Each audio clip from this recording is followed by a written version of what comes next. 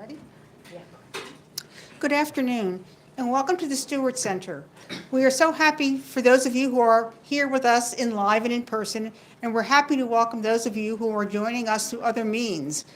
We are welcoming today Sami Scott, who has just recently returned from Haiti. She has been there for 5.5 years. Her hope is to return. I don't want to tell you too much about her because I don't want to steal her thunder. So I hope that you can enjoy and learn from this presentation. Thank you for joining us.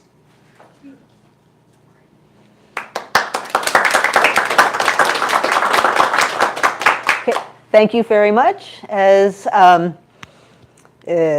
Vicki said, I am Sami Scott, and I'm a Maryknoll Lay Missioner. And I've been a Maryknoll Lay Missioner for 27 years. I started for 11 years in Venezuela, then another almost 11 years in Cambodia, and now 5.5 in Haiti. And hopefully I'm not done with Haiti. I want to go back.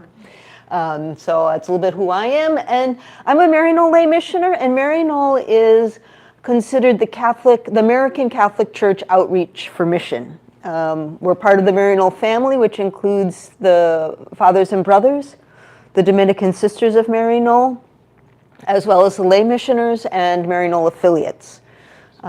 We have, between all of us, we have many missioners all around the globe. The lay missioners themselves are in 9 different countries in Africa, Asia, and Latin America, and at the border. And also, I want to introduce our partners in Gros Morne. The ones that we work with specifically are the Religious of Jesus and Mary sisters, Sister Pat Dillon, Jacqueline Picard, and Charo and Liz. And I don't know their last names because they're new to the area. One is from Spain and the other one is from Peru.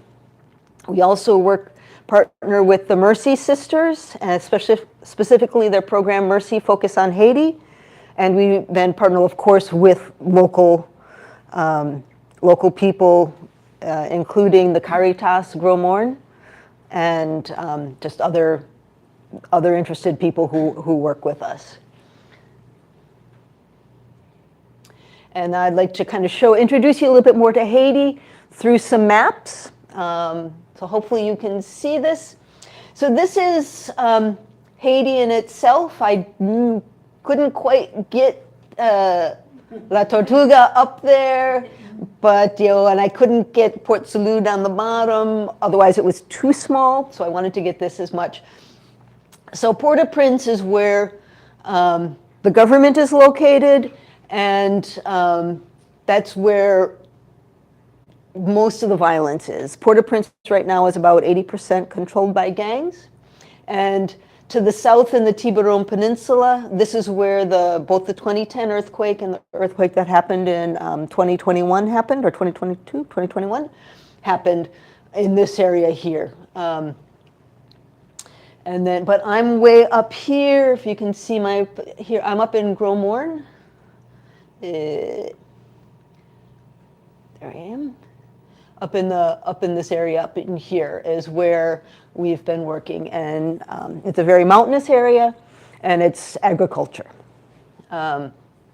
small farms. So this is the Gros Morne area. Just kind of an idea how how rugged the terrain is. We're at the junction of 2 rivers, Trois-Rivières, which is this long river here, and Rivière Marcel, which is a little one here. So I probably should have brought my mouse. Okay, so go slow. There's Rivière Marcel, and this is Trois-Rivières. We do work a lot in this zone here. This is more of a close-up with Gros Morne, the city itself. Where it says Campeche is where I work with a henhouse project. It says Garcin, and all the way over here, actually didn't quite make it on here, is where I go once a week to an agricultural center to work with vanilla.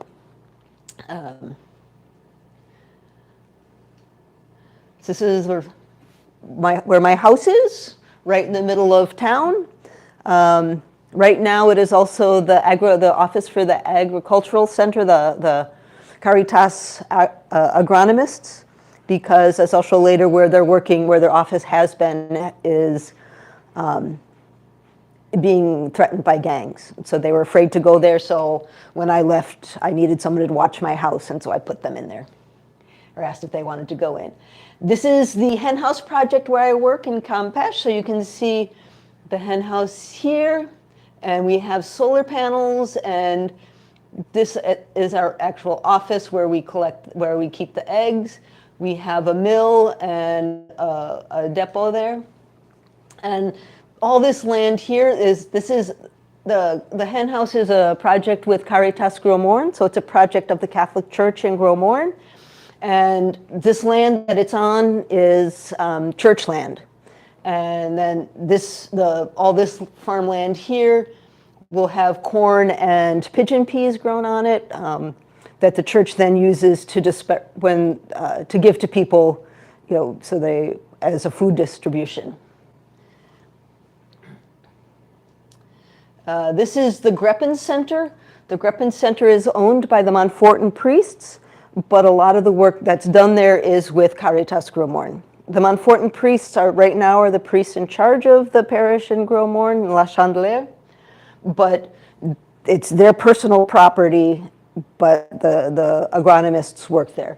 One of the things that's there is a tree nursery that's been used for reforestation.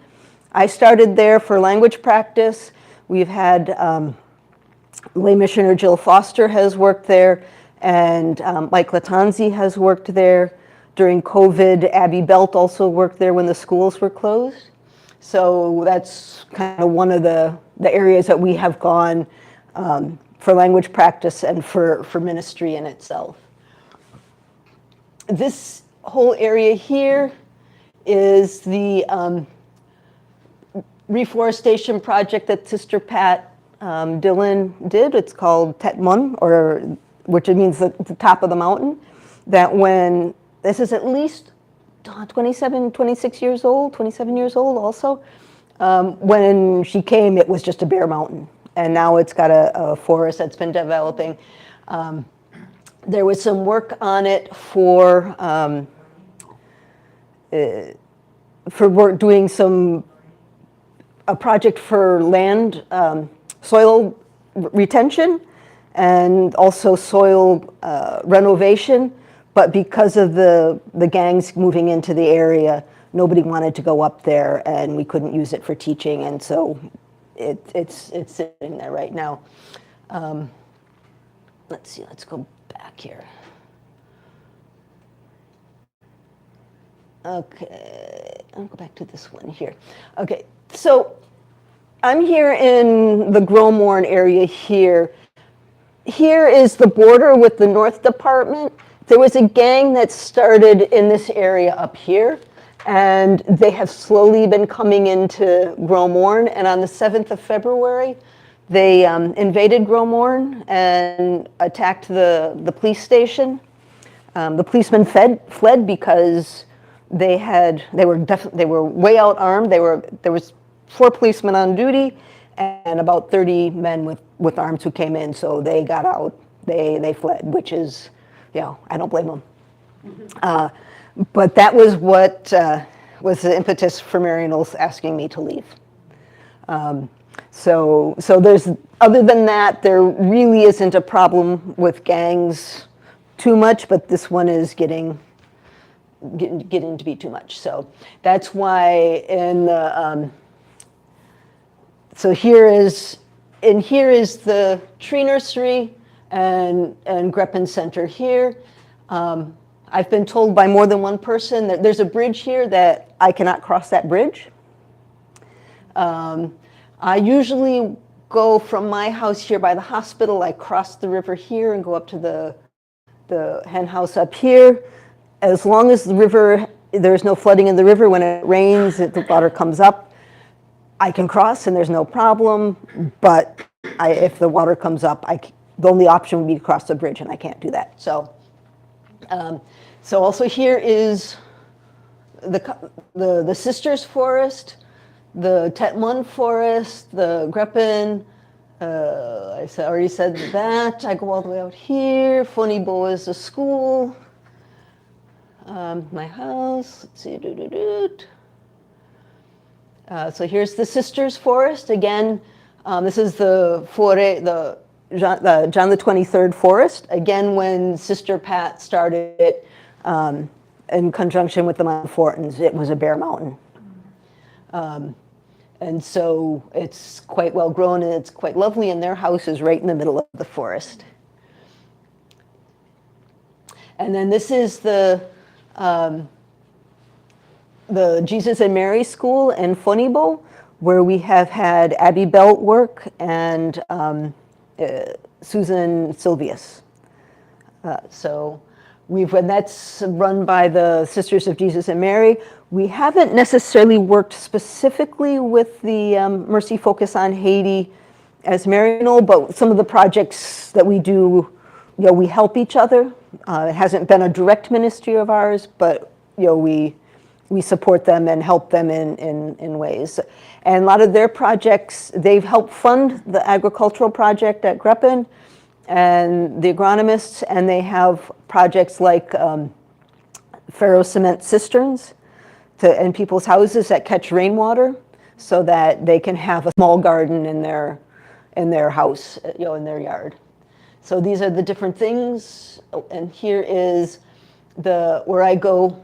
All this is the agricultural, the building, and then all this is garden. This is the church, and that's the school, and the property goes here. And the idea on that center is that we could have agriculture, show to people that we can have agriculture and we can have income down the trees. The main products we have there are plums and plantains, but we also have breadfruit. There's mangoes, there's avocados, there's cacao, coconuts, vanilla that we're working on, that it's really finally starting to become a money maker. It's finally developed. So that is the work we do in Gros Morne and the areas that we work there. I also wanted to go kind of more on the current situation is. You've been hearing a lot of things, and one of the things I want to say first of all is what is happening in Port-au-Prince is not what's happening necessarily in the rest of the country. So you hear all these bad things about Haiti, but where I was in Gros Morne, it was peaceful. I can move about, I can go about, now this gang coming down changes things, but still I can get up to OCAP. I went to get out, I had to go by land to the border at Wannamet without any problem. So it is possible to move. I can go down to Gonaïve if we need to get chicken feed. So it's fairly, there isn't the gang presence that there has been in other parts of the country, and people can move about freely. If we need, we can get merchandise from the border, so a lot of merchandise comes in from the Dominican Republic, so we're not starving where we are. It's not like in Port-au-Prince where people have been forced out of their homes by the gangs, and the feeding programs, the nutrition programs, like the World Food Program, they're saying that they have weeks worth of inventory, not months, when they usually have months worth of inventory, and now it's down to weeks just because of the gang control. But the gangs, there are like 3 levels of gangs of I'm going to say generations. There's the kind of the street gang, the street thugs, who are just in a general area. That they're not well armed, but they cause trouble. We have those street thugs in Gros Morne, but if they want political disruption, the political parties know who to pay to have them block streets. But it's not to the point, like they're not as well armed and they don't cause as much damage. Their arms are rocks and machetes. Then there is the second generation of gangs, which the street gangs get a bigger territory and they get more powerful, they're better equipped, they start getting a social agenda. And then there is the third generation, which is where they're connecting with like international cartels, they're better equipped, they have better territory, They have a social and political agenda. And the gangs in Port-au-Prince, one of the aspects of the gangs in Haiti, in Port-au-Prince in particular, is that they were started by political parties and politicians, by the rich people, to protect their interests, to further their political agenda. Whether it's causing a massacre in an opponent's area or controlling people. So until recently, the gangs were all basically funded through political parties or individuals, including the rich, including politicians. After the president was assassinated, there became a power vacuum, and the gangs themselves became self-sufficient. They've made enough money from kidnappings, and they've made enough money from collecting tolls on commerce coming, for gasoline. Only gasoline terminal for receiving gasoline and distributing in the country is at the port in Port-au-Prince. So for gasoline to reach the rest of the country, trucks have to pay, of all the gangs along the way, because there's different checkpoints, they have to pay at least $2,000 before they even leave Port-au-Prince. And then, so the gangs now have their own political agenda. They have, in a sense, shaken off their political overlords, and they themselves now have political will. Barbecue, who's probably the best known gang member, has publicly stated that he would like to be president. Then there's the government, or the lack thereof right now. Right now, Haiti doesn't have a functional government. The president was assassinated in 2001. Even before that, all of the elected officials' terms had already ended. And he extended his should have ended, but he said he had another year. But he was assassinated before that and before we could have elections. So there is no functional government right now. The prime minister who was never elected, he had been appointed just before the assassination. And was unpopular because he was never elected. He never ran for government. He was never. He was holding on. He kept promising elections, but he never. Said, "Oh, but we need security." But he never truly did anything to try to get security because he wanted to stay in power.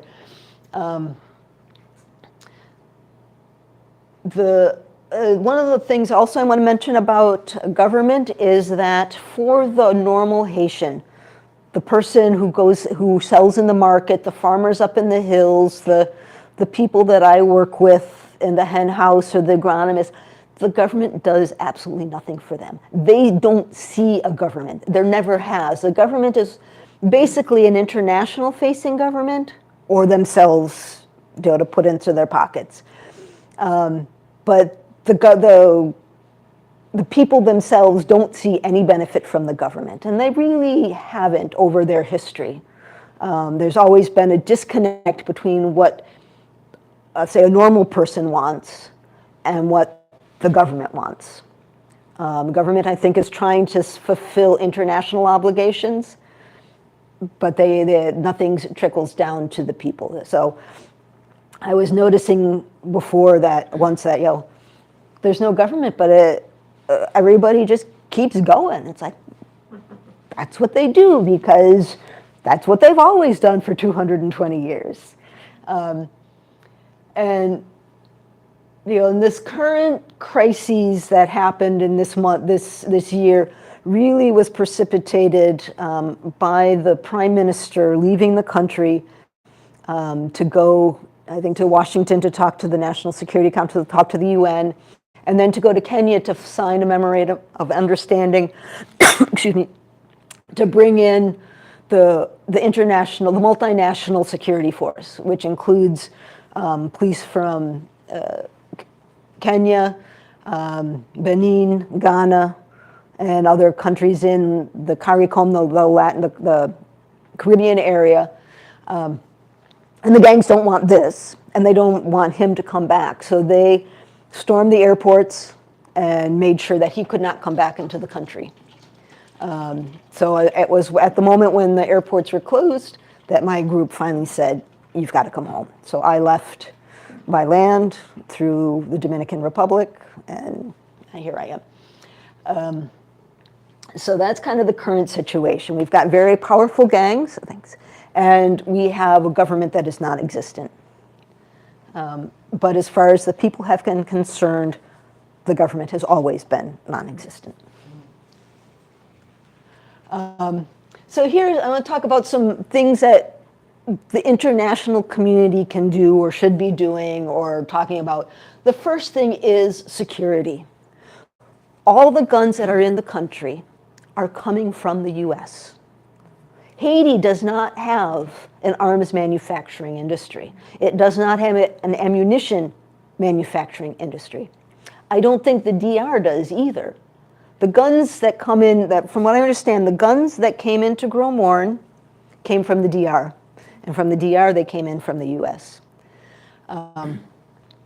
So we have to, as the United States, because it is our problem, we have let these arms continue coming into Haiti, leaving the US and coming into Haiti. Right now the gangs are getting so strong that they can buy arms on the international market. There was a report that one of the gang members claimed that he got guns from like Russia or Iraq or North Korea or someplace that's out of the US sphere of influence. So that's how big they are, and that's how imperative is that we stop all arms coming into the US, into Haiti. And then I put support of the Police Nationale de Haiti, so the National Police Force. There is no army, or the army it's more like an Army Corps of Engineers. It's not, the army was disbanded many years ago. So to help the police force, whether that means this multinational security force, or it means some other support, how we're doing it needs to be that it's seen as supporting the police, not replacing them, not the Marines coming in and being Marines and with all their testosterone. And we need to make sure that we extend security to all Haitians and not just the rich. Right now, all this time the gangs have been fighting for territory and have been slowly kind of moving from the valley where Port-au-Prince is and the harbor and the airport, and then slowly moving up more into the mountains where the rich have their enclaves. It's finally, as they're getting into Pétionville, that the police seem to be finally being able to stop them. It hasn't been said by anybody else, but I'm thinking, they're Delmas 33, let it. Puy Blanc, let it.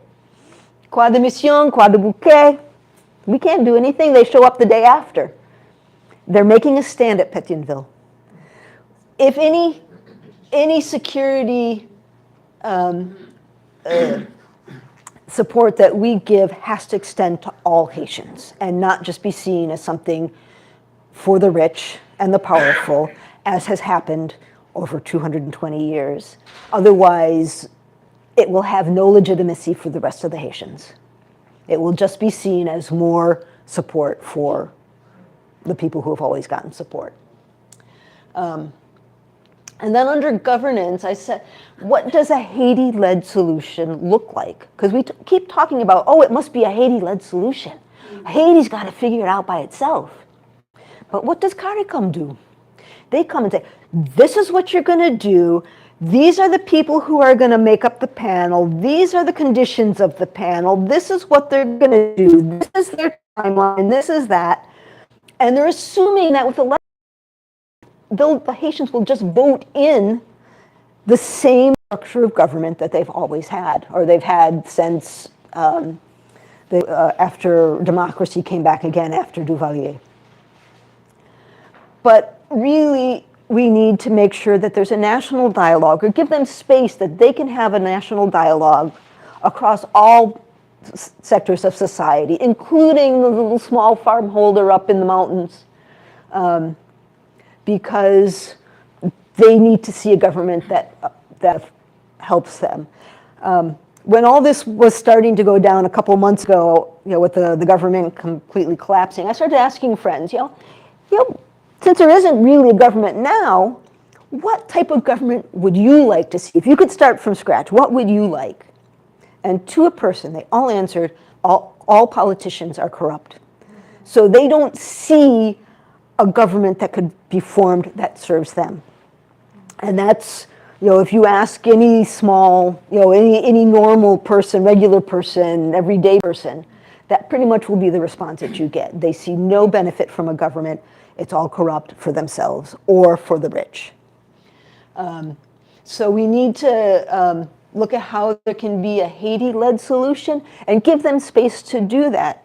And another thing that's important on this is that we have to make sure that we, as the international community, accept whatever Haiti decides, whether we like it or not. If Haiti decides to go communist, yes, that's fine, you decided, you figured it out, yes, great. If Haiti decides to become a cooperative, yes, great, fine, you did it yourself, great. If Haiti decides to shut all its doors and become a self-enclosed territory without really looking out internationally, fine, that's great, we'll support you. But we cannot impose an answer on them. We cannot, I'm thinking of back when the Marines were getting ready to leave Haiti in the early part of the last century, which sounds really weird, because it makes me feel really old. There was a national vote. But it was to the point where in the voting, which was over, the Marines were guarding the voting stations, the yes ballot was right there. Here's a ballot, here's a ballot, here's a ballot. Oh, you want a no ballot? Hey, Joe, get me a no ballot. This guy wants to vote no. And how many people do you think did that? They knew they would be beaten up by the Marines as soon as they left. So we have to make sure that the Haitians themselves have the freedom and the space to figure out their own solution. And we can support them, we can help them with education, we can help support national dialogue. Who was the group? Susan. U.S. Institute of Peace. The U.S. Institute of Peace had been sponsoring national dialogues. It didn't necessarily make it everywhere because I don't think I heard anything in Gros Morne where I am. But that can be expanded, whether it's USAID getting funding and helping take this structure that's already in place and expanding it to make sure that it reaches everybody. But there needs to be education and a way so that the Haitians can decide for themselves what it is they themselves want, and a government that serves them and not politicians. And then there's emergency food aid, and that's important because right now, with the people who have had to flee their homes in Port-au-Prince, there is starvation. Like I say, the World Food Program is announcing that they have weeks worth of food on hand and not months. And there's a lot of people who can't make it because of the gangs in the area. They cannot make it to where there's food distribution. So, if there is an emergency food response from the international community, I think we should take lessons from the response from the 2010 earthquake, where so much international aid flooded into the country that it destroyed industries. It destroyed sectors of the economy because they couldn't compete. If you're getting food in for free, why am I selling my corn if you're bringing corn in for free? The rice sector has never recovered from that. And right now it's U.S. subsidized rice that's coming in. There is Haitian rice, but it's a different kind of rice. It's not the regular white rice like they used to be getting because U.S. rice is undercutting them. So, and right now, the World Food Program, in their school nutrition programs, is buying local. And I think that's important to make sure that the Haitian farmers who are outside of Port-au-Prince are benefiting from the money for aid that's coming in, that they have a market for their produce. Because oftentimes this would be arriving in Port-au-Prince, but it's not. So to help them and not look to the outside as much. So the first option should always be local to help the Haitians themselves. So that's all I have, but I am open to questions and answers, and if anybody, and comments about anything. I don't know if the online community can answer. You got it? Okay. Okay, yes? Can you introduce yourself and say who you're with, and then you're... My name is Molly. I work for the RJMs. I saw one, I think it was just one interview with Barbecue. I love his name. And he was a whole lot more intelligent, well-spoken than I was guessing he would be. And I'm just, my natural response is like, oh, nobody from a gang could, was worthy of leading Haiti. But what do I know?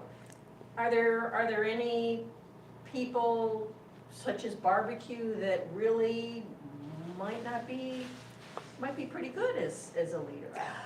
I don't know. Actually, that was the thing I was going to talk about, the Haiti-led solution. With dialogue, you have to include the gang members in this. Not just the top echelon of the gangs, but also the rank and file gang members, because they joined the gang for a reason. They saw a benefit to them and their families for joining the gang. And to just brush them off as being, oh, you're a thug, you're a criminal, is not going to help to a good solution. They need to be, you need to feed your family. Okay, let's work on alternatives, a solution that can give you food for your family without you needing to have guns. So they need to be included too, because they are part of Haiti and they are part of they will be part of the solution. Okay, next. Marie? Sami, are there Haitian organizations that you could identify that stand out as Haitian organizations that are generating the kind of conversation that would identify the Haitian-led solutions? I will confess I'm not up onto all of that on the political end. I could tell you about chickens. But I think the Montana Accord is trying to do that, and they are trying to bring in different aspects of civil society. It is, civil society and political parties, but it is trying to include a broader spectrum than is normally included. They're talking also about a December 21. I don't know much about that, but that sounds like it might be trying to do that too. And then, on the national level, I will confess that I don't know Haitian groups that are doing that, just because I've got my chicken blinders on. Say Lisa first, and then. So I'm Lisa Maryknoll, Office of Global Concerns, and worked with Sami many years in Venezuela. Sami, because I do know you're extraordinary at doing grassroots work, and I know you're so connected.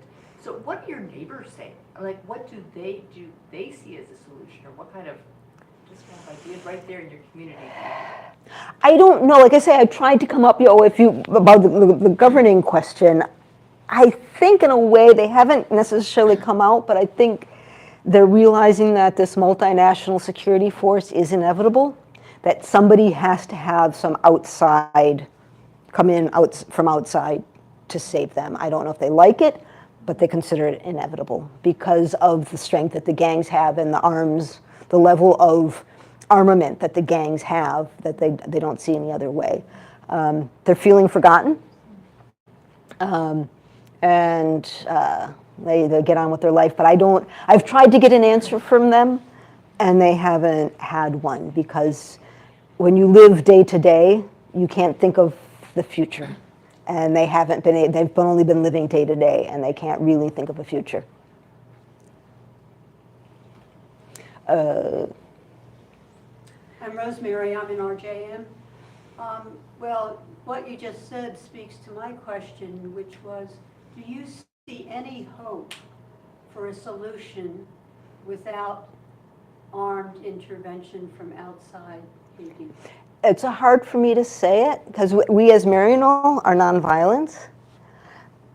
Unless stopping the arms coming into the country will be huge, because if the gangs no longer have ammunition, Yeah, that changes. If you're back to a rock and machete fight, that's a lot different than a machete against a machine gun. yeah. So stopping the trafficking of arms, the ammunition is huge. That will change the landscape of a solution. But I don't know if Haitians can last, if they deserve to last, if we should let, as a person of peace and nonviolence, it's hard for me to say it, but sometimes I don't know if there's another solution. It's not an easy solution, and anything would be so long-term that it doesn't necessarily help the Haitians now, and they need help now. Thank you. This way. Sami, I just asked if you can repeat the question because the Oh. volume on the second mic is a little low. Okay. Scott Wright, formerly with the Columbans. I know different ones of us have worked at the border in recent years, U.S.-Mexico border, and have seen many, many Haitians coming who've left Haiti years ago and gone to Chile or Brazil, etc. Do you see, do you know families, young people who, if they could, are looking for ways to migrate? And do you see Haitians that have been sent back to Haiti, have been deported from the U.S. back to Haiti? So the question is if I know migrants who have left Haiti and had to come back, or if I know people who have left. Yes, I know people who have left. Almost everybody I know, if they had a chance to leave, would. When I first came to Haiti, the places that people were going for work were Brazil and Chile. Both those countries were open to Haitians coming in and working in their factories. And then COVID hit, and the international economy, or the economy of Chile and Brazil, took a hit, and so Haitians were now persona non grata.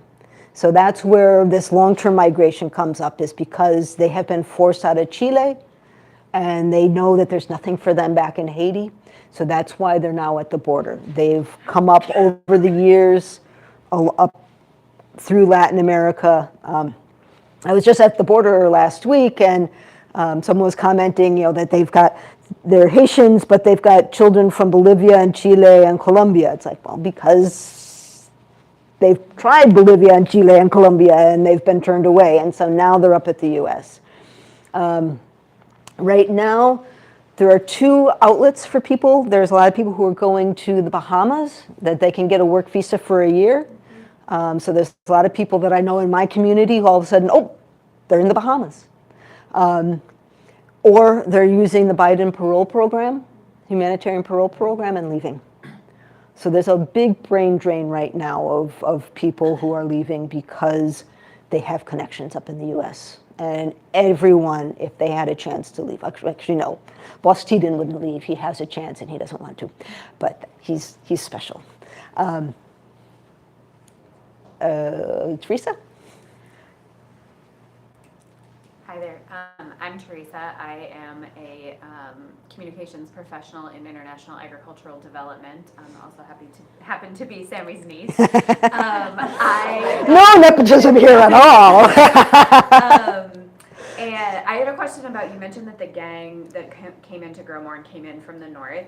Do they have any affiliation whatsoever with the gangs in Port-au-Prince? You were talking about how it is kind of regional, but did they have, or are they developing now, sort of more networks that are making them stronger? Is there any concern about that?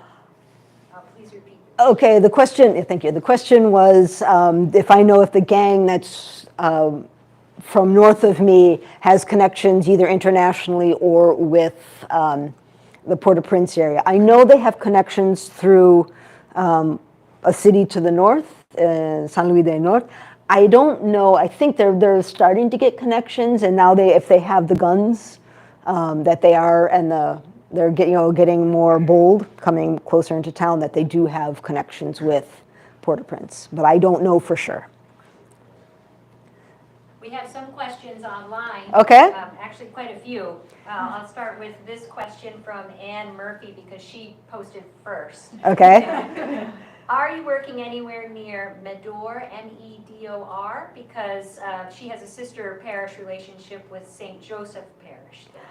I have never heard that. Medor. Where's my And phone? they've helped build schools, clean water service, and a tree nursery. I don't think so. I've never heard of it. So I don't know. M-E-D-O-R? That's what she wrote, right. Well, I can give you a second question. Okay. So many. Maryknoll Father John Civilon asks, do the gangs in Haiti have connections or counterparts in the United States that you know of? So if you could just repeat that. Okay, do the gangs in Haiti have connections with the U.S.? No, I'm not near Medor. Yes, they do have connections with the U.S., whether I don't think it's with other gangs in the U.S., but it is with members of the diaspora in the U.S. who are the ones who are buying them guns. The guns are being purchased by straw buyers in a handful of states, Texas, Florida, and North Carolina, those with weak gun laws. yeah, in states with weak gun laws, that's where straw buyers are buying the guns to ship out through Miami River, the Miami River terminal. But I don't think they have strong, I don't think they have connections, or if they do, they're not strong yet with international gangs, except for they might be starting if somebody truly got a shipment of arms in from a non-US sphere country. And there's a follow-up question about guns. It's a toughie. And if you know the answer, I'm going to vote for you for president. What is the most effective way to get the U.S. government to stop the movement of guns to Haiti or to the DR? Oh, I'd say. So what is the most effective way to have the U.S. government stop guns? Well, we've been talking about that in meetings today, and I don't know. Stop the sale of guns, stop the straw buyers, stop the sale of guns, stop the financing of guns, and try to intercept the guns before they leave the country and before they're on the high seas. And another question is, going forward, what's your opinion about the role of NGOs in Haiti? I'll say going forward, what do I see as the role of NGOs in Haiti? I think they can have an important, an important role. Right now, it's the NGOs who are bringing in money into the country and working, whether it's for the agricultural programs, especially like, for example, Mercy Focus on Haiti and the RJM sisters have helped bring money in for seed banks so that farmers have seeds to plant. Coming up next month, for helping with the food, the World Food Program's nutrition program for schools. So there is a lot that NGOs can do, but you have to make, that you're partnering with the Haitians and that the majority of the money goes to Haitian programs and is truly a benefit in Haiti and not just lining somebody's pocket for a first-class fight. And I have a question. Sami, you said you weren't allowed to cross a bridge. And could you please just tell us why? What would happen if you approached that bridge? If I were to cross that bridge, I would be in danger of being kidnapped. Plain and simple. And then what happens when a person's kidnapped? Have to pay a ransom. Can you just... And as a white person, they would probably expect to get a lot of money from me. Though on the other side, they want quick money, and by kidnapping a foreigner, it takes a while. There's not quick money. There might be more money than they could get from a Haitian, but it's not quick. I think I've had a little bit of of protection because it's the Haitians, the poor Haitians. I knew somebody whose son was kidnapped, and they came up with the money right away. So they want quick money. And we saw with these 17 missioners who were kidnapped in Croix-de-Bouquet. It took a long time, whether it was actually paid or not. It took a long time, and holding people for a long time costs money. Even if you don't really feed us, you still have to, you do have to feed us, and you do have to, so it's not quick money. There have, I think there've been, there haven't been a lot of white Americans who have been kidnapped. There have been, I think, more Haitian Americans who have been kidnapped because, again, there'd be quicker money. But we don't want to risk me being kidnapped and find out I was wrong. Hey, I'm Suzanne, Maryknoll sister. You're going to read a response from one woman in Haiti right now. She's with us. Want to use this her name is- microphone so I don't have to repeat? Yeah. So her name is Chantal Couto. She just was agreeing with you that we don't like the boats to come, but we have no choice. We want to survive. Dialogue is not possible at the moment. Stopping the chiefs' gangs, stopping the gun traffic is what is needed right now, and then we talk. And she also has a follow-up question. How can Maryknoll pressure the United States to help us have security? And she says, I am happy that the foreigners are able to leave Port-au-Prince now, but the feeling is that the concern for my people, we are left by ourselves. Thank you. And Susan lived in Haiti for several years and is a Maryknoll sister, now working in the Office of Global Concerns, so that's why she's able to read a response from Haitians. And I agree totally. That was one of the reasons why I didn't want to leave. I didn't want my friends, the people I work with, the people I see every day, to feel that I'm abandoning them. Here, I'm a rich person, I can leave. And that was hard for me. And like I say, it wasn't my decision to leave. If I could, I'd still be there, just because that solidarity, I think, is important. And so I feel for your friend, and I wish I could be there with her. Sami, could you tell us more just about the henhouse project and the value you see in that? And is it going on without you? I think it's going on without me, yes. Okay, so the Haiti imports about 1 million eggs a day from the Dominican Republic. A lot of them come up to Gros Morne because we eat a lot of fried egg sandwiches. Fried or boiled eggs are used as snacks to send kids to school, with kids to school. So we eat a lot of eggs in Gros Morne and in Haiti in general. So the Henhouse Project is trying to have local hens, locally sourced eggs, and locally produced feed. We are still dependent on things from the DR just because there isn't an industry for feed. The ingredients that we get for feed right now are we use corn, soy meal, calcium, a premix, which is a kind of a mixture of essential vitamins and minerals and amino acids that you couldn't get other places, and oil, just regular cooking oil. We can get the corn locally.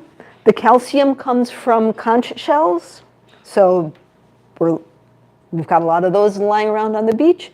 But the soy is not a Haitian crop right now. We're trying to work with that to get farmers to produce soy, but it's hard because it's a new crop, and we don't know what are the beans that are good for Haiti, because there's so many different varieties.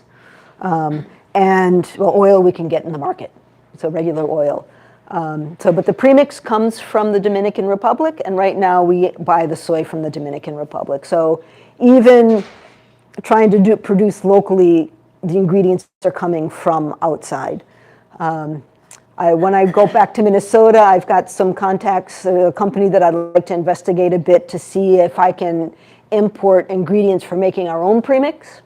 Again, it's still coming from outside, but it would be, I think, a little bit different. It wouldn't be relying on the Dominican Republic, and we would be mixing it ourselves. We're working with the Soy Innovation Lab out of the University of Illinois Urbana to try to identify soy, varieties of soy that would be good for Haiti, because a variety that's good for Minnesota is not going to do well in the Haitian climate, and vice versa. So they have got extensive experience in Africa, and they're starting to look at with us about Haiti. So and we did buy hens. Originally, hens were purchased in a company near Port-au-Prince in an area called Lafito. 2 years ago, we tried to buy from them, and they never answered us. They ended up shutting down in like August, and in September, the gangs infiltrated that area, overran that area, and right now it's a no-go zone that the gangs have completely taken out. So we are again forced to buy our hens from the Dominican Republic, and so we're trying to do it locally, but we are still reliant on outside factors to get us in. And when the border closed, because of there was a crisis about building a canal on the Haitian side of the Massac River, we couldn't get feed in, we couldn't get ingredients in, nothing came in. We were forced to sell our hens because we could not feed them. We got new hens in January. We had the money to buy new hens in November, but we ended up selling the other hens. So we're kind of starting over again, and hopefully we can work on going forward. Sami, another question. This is from D. Smith, a Maryknoll sister, Right. in Guatemala. And she's asking you, was your experience in Venezuela prepare you for Haiti? Here she's referring to the Latin American politics and their challenges. Has the experience in Haiti, or in Venezuela, helped me for Haiti? Well, of course, I have a lot more patience than, when you have to wait in Venezuela, you would 3 hours in line at the bank, 4 hours in line at the bank. Yeah, so understanding there's a different concept of time, that things don't happen quickly, that it's more important to spend time with the people than to have a strict schedule. So yeah, also spending time with the people. That was kind of one of the focus of Haiti, is that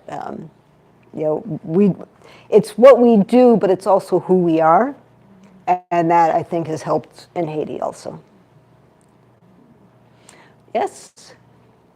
This is about Gros Morne. You said the gang, 38 people, you said, came down, and the 4 policemen fled. Well, did the gang just then go away? I mean, what's the situation in Gros Morne now? The gangs. Okay, the question is, the gangs came in, 20 to 30 men came into town in Gros Morne in February, and then did they just leave? And the answer is yes. They shot up the police station. They didn't destroy it.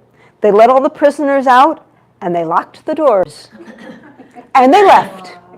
And then they left. And then they left. They shot up, I've got different reports, so it's kind of hard to say what is true or not, that coming into town, they shot up a couple of businesses, and they went around in town more that, some say that they went into a different part of town and shot up some people.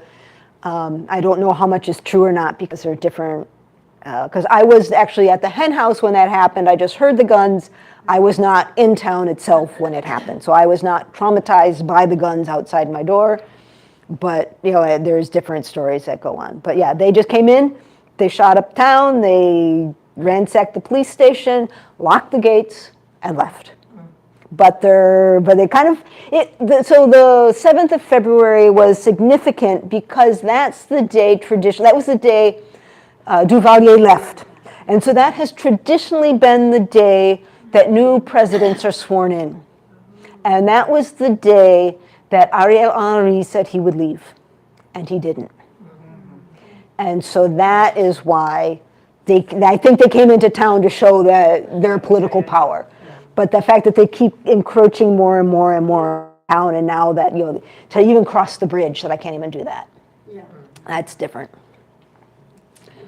Way in the back, sorry. Hi, I'm Catherine Heinhold. I'm a former Maryknoll Missioner and currently serve on the MKLM board. I'm also on staff at Holy Trinity Church here in DC. We have a sister parish in the southwest of Haiti. I'm just curious about, I kind of followed your departure, and I'm wondering, it sounds to me like you'd go back as soon as you could. Exactly. Do you have a sense of what the parameters might be for you to return, and or a timeline or anything like that? Okay, so the question is, do I want to return, and what is my sense of the parameters or a timeline? Yes, I want to return. Definitely want to return. That's home. That was one of the questions. Why do you want to stay? I don't want to abandon the people, and this is home. And chicken blinders. But one of the parameters is that gang to the north that has to be controlled and not knocking on my door, because that I can live with the gangs in Port-au-Prince because they don't affect me, but that gang to the north is what's causing problems. But yeah, like a shot, I'd be there. Marie? Apologies, I didn't introduce myself before. I'm Marie Dennis, and I am also on the board of the Maryknoll Lay Missioners now, and I've worked with the Global Concerns Office. My work now is with the Catholic Nonviolence Initiative of Pax Christi, and I was very interested in what you said, Sami, about the importance of including the gangs in any dialogue conversation that leads to a solution. And I wondered if even with the gang that's more or less in the area where you were, or with any other gangs, is there any effort that you know about to listen to the gangs, to engage the gangs in that kind of a process? It would take a long time, but it seems like it's really important. Okay, so the question is whether I know if there's any efforts to include the gang to the north of me in a dialogue, and no, I don't know. I'm not included in that. I don't know if some of the priests are trying that. I think the Montfortan priests get a free pass from the gangs,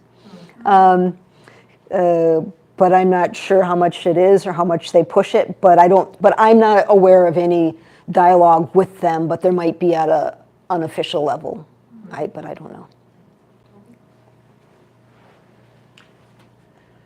You mentioned the Montfortans in your response there, and many of us in this room are, from international Catholic organizations. It makes me wonder, what do you see, or what is the role of the local Catholic Church in what's happening in Haiti in the moment? Well, right now, the local Catholic Church has been silent. They had